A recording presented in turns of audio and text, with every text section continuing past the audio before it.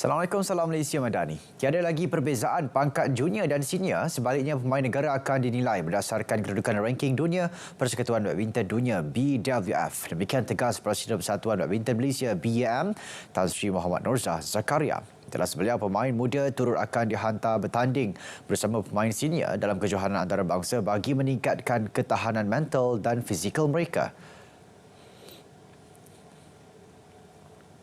Family, okay.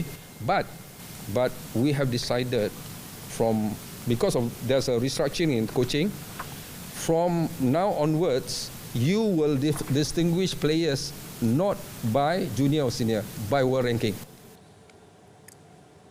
Beliau berkata kepada media selepas mempengerusikan Mesyuarat Agung Tahunan AGM BAM kali ke-79 di Akademi Badminton Malaysia. Dalam perkembangan lain, Tan Sri Muhammad Norzah maklumkan BAM akan mengambil langkah proaktif untuk menggalakkan pertumbuhan pemain muda negara dengan bersetuju menambah nilai geran kepada persatuan negeri mengikut prestasi pemain. Sebelum ini, peruntukan geran untuk persatuan negeri yang bernaung di bawah badan induk itu menerima antara RM300,000 hingga RM450,000.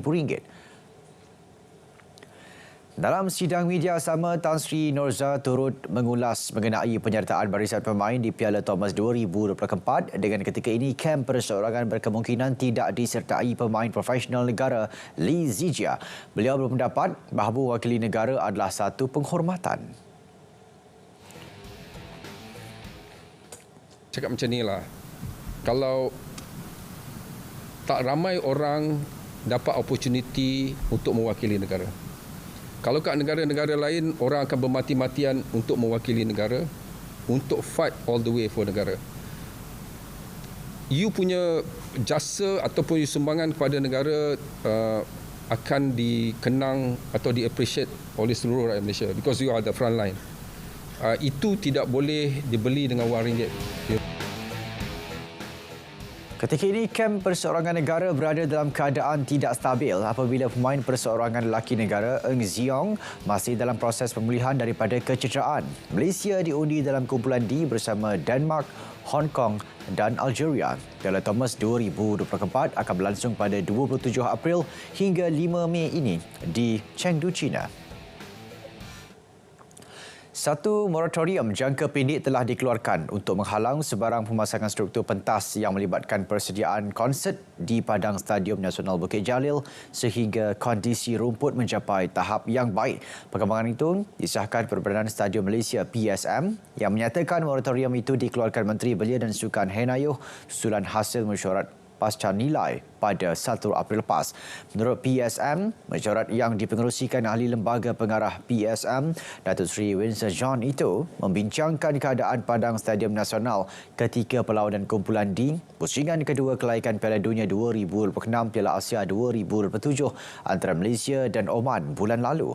Pada sesi dialog itu juga turut membincangkan langkah yang boleh diambil perbadanan itu untuk menyediakan fasiliti yang lebih sempurna.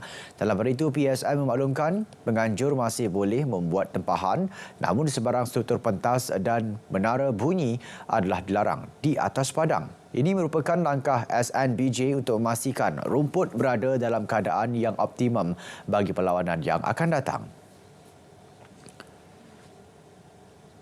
Menjelang kejohanan skuash dunia Mesir, pemain wanita kebangsaan Aira Azman tekad menjadikan kejayaan Siva Sangari pada kejohanan skuash klasik London sebagai motivasi buat dirinya untuk beraksi dengan lebih cemerlang di kejohanan tersebut. Atlet berusia 20 tahun itu berkata ketika ini beliau sedang giat melakukan persiapan terbaik sebelum berangkat ke Mesir.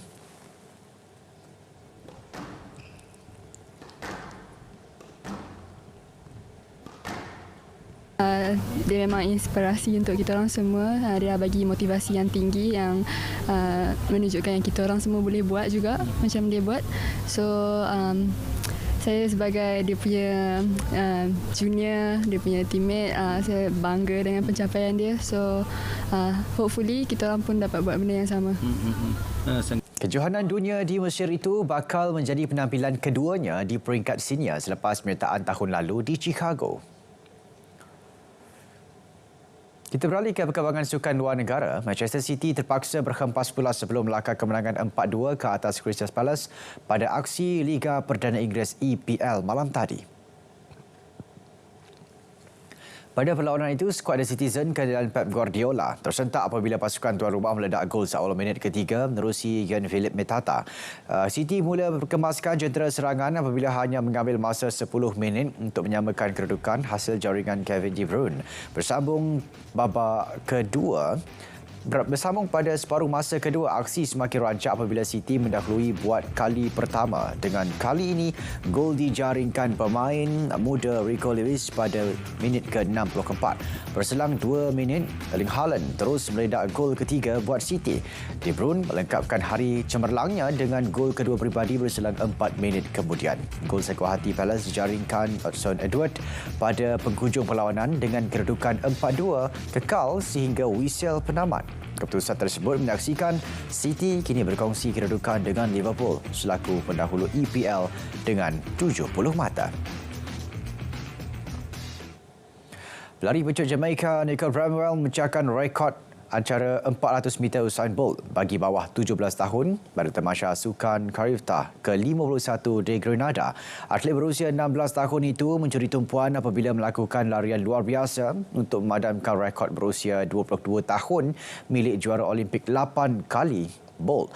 Sebelum ini, pemegang 3 rekod dunia itu mencatat 47.33 saat pada 2002 ketika edisi ke-31 Tamasya berkenaan. Bagaimanapun, catatan yang diatasi oleh Bramwell ketika dia mengejutkan peminat dengan mencatat masa 47.26 saat. Bramwell memenangi acara 400 meter itu dengan perbezaan 0.7 saat, manakala turut mengatasi pelari di tangga ketiga iaitu dengan catatan masa 0.9 saat. Saudara, sekian Stadium RTM. Dari Sungai ke Segara Palestin, pasti merdeka. Assalamualaikum, salam Malaysia Madani.